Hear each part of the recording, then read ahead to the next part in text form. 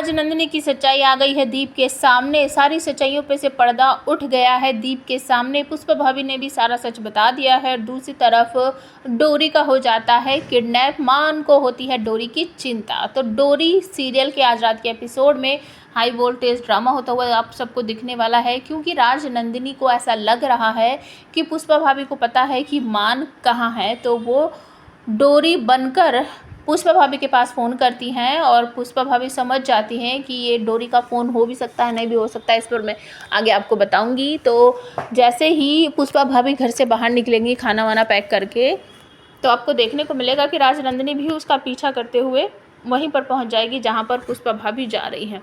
पुष्पा भाभी को बीच में शक हो जाता है कि कोई मेरा पीछा कर रहा है, और वो शुरू से ही जानती थी कि कोई मेरे पीछे है, लेकिन वो कौन है वो उसको पहचानना चाहती थी, अपने आंखों से देखना चाहती थी।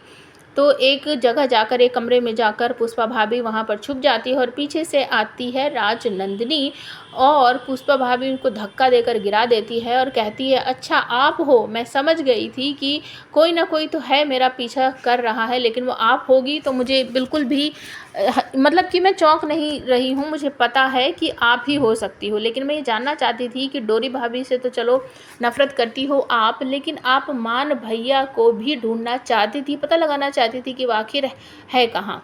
तो राजनंदिनी को कुछ समझ नहीं आता कि ये बोल क्या रही है। तभी पुष्पा भाभी कहती है, मुझे पता था कि कोई ना कोई मुझे डोरी भाभी के नाम से फ़ोन कर रहा है, क्योंकि मुझे डोरी भाभी ने कभी बताया ही नहीं कि मान भैया है कहाँ। तो मैं शुरू से ही जानती थी कि कोई मेरा जानबूझकर मान भैया तक ये सब सुनकर राजनंदिनी ये सब चौंक जाती है और तभी उठ खड़ी होती, कहती है, बदतमीज़ औरत, मैंने तेरे साथ क्या क्या किया है और आज तू मेरे साथ ऐसा बर्ताव कर रही है। मैंने तेरे गोद में प्रथम लाकर रखा, और अगर दीप को पता चल जाता कि तूने एक बेटी को जन्म दिया है तो वह उसी समय तुझे जान से मार देता।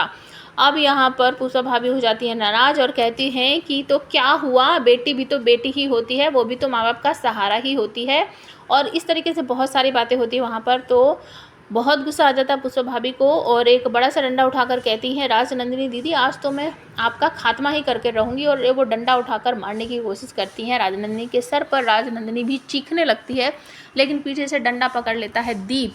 और जब पुष्पा भाभी घूम कर देखती हैं तो कहती हैं, और जो दीप है वो भी धक्का मारकर गिरा देता है और कहता है, तुम्हारा दिमाग खराब हो गया क्या, तुम कर क्या रही थी। तो पुष्पा भाभी यहाँ पर दीप कहता है, हाँ हाँ तुम दोनों की नाम कहानी मैंने सुन ली है। तो यहाँ पर ये सब सुनकर चौंक जाती है राजनंदिनी, और तभी राजनंदिनी से पूछता है दीप कि आपने ऐसा क्यों किया। तो पुष्पा भाभी बीच में पड़कर बोलती है कि आपको पता भी है जो बेटा हमारी गोद में है प्रथम, जिसको आप अपना बेटा समझ कर खिलाते हो, वो किसका बेटा है। राजनंदिनी दीदी या कुंवारी माँ है, वो इन्हीं का बेटा है। ये सब सुनने के बाद दीप के पैरों के तले से ज़मीन सरक जाती है और वो अपनी बहन को घूरता रहता है। उसे कुछ समझ ही नहीं आता कि मैं बोलूँ तो क्या बोलूँ और करूँ तो क्या करूँ। दूसरी तरफ आपको देखने को मिलेगा, जैसे मैंने आपको बताया था कि हॉस्पिटल में जहाँ पर डेड बॉडी रखी होती है वहाँ पर डोरी पहुँच जाती है और वो एक तरह से अपने फ़ोन में सब कुछ रिकॉर्ड कर लेती है। कैलाशी ठाकुराइन अपने बेटे आनंद को इंजेक्शन लगाएगी और वो तुरंत ही खड़ा हो जाएगा, बैठ जाएगा, और दोनों जब बातें कर रहे होते हैं कि किस तरीके से हमने सब कुछ प्लान बनाया, किस तरीके से मान को फंसाया। आज के एपिसोड में सब क्लियर हो जाएगा कि क्या क्या हुआ था और किस किस तरीके से कैलाशी ठाकुराइन ने ये सब कुछ किया था। तभी डोरी जो है अपने फ़ोन में ये सब कुछ रिकॉर्ड कर लेती है, और डोरी रिकॉर्ड कर रही है ये कैलाशी ठाकुराइन सामने के मिरर में देख लेती है कि पीछे डोरी खड़ी है। तो डोरी सब कुछ रिकॉर्ड करने के बाद जैसे ही बाहर निकलती है और पुलिस के पास जाने की कोशिश करती है, तो कैलाशी ठाकुराइन इसको किडनैप करके एक कमरे में ले जाकर वहाँ पर उससे पूछताछ करती है और कहती है, तुझे क्या लगा कि तू सब कुछ रिकॉर्ड कर लेगी और सबूत लेकर जाएगी, मान को बचा लेगी और मैं कुछ भी नहीं कर पाऊँगी। तू रुक जा, तुझे अभी मैं बताती हूँ। तो डोरी यहाँ पर कहती है, आप मेरा कुछ नहीं बिगाड़ पाओगी, मैं ये सारा सबूत ना पुलिस को दिखा दूँगी और आपको और इस आनंद को ना मैं जेल में भरवाऊँगी, जेल में डालूँगी।